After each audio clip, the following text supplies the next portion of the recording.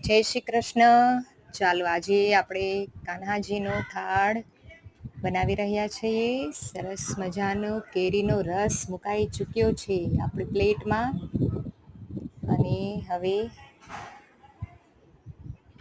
કચોરી બી આજે કાન્હાજીને ધરવામાં આવી છે.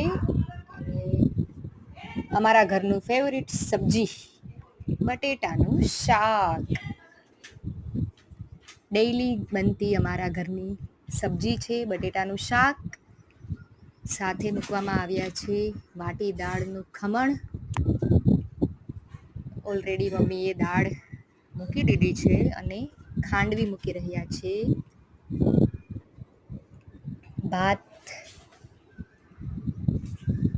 સરસ મજાની ડીશ મમ્મી બનાવે છે. અને સાથે ભીંડાની સબ્જી. છાશ કાનાને ભાવે એવી માખણવાળી મીઠી મીઠી છાશ તો અમારા કાઠિયાવાડમાં પહેલા. અને સાથે ફુલકા રોટી, સલાડ, કાકડી મૂકવામાં આવી છે. તો સરસ મજાની થાળ આપણા ભગવાનને ભાવે એવું આજે. તો ચાલો આપણા હરિને જમાડીએ. હરિ તમે જમો ને જમાડું રે,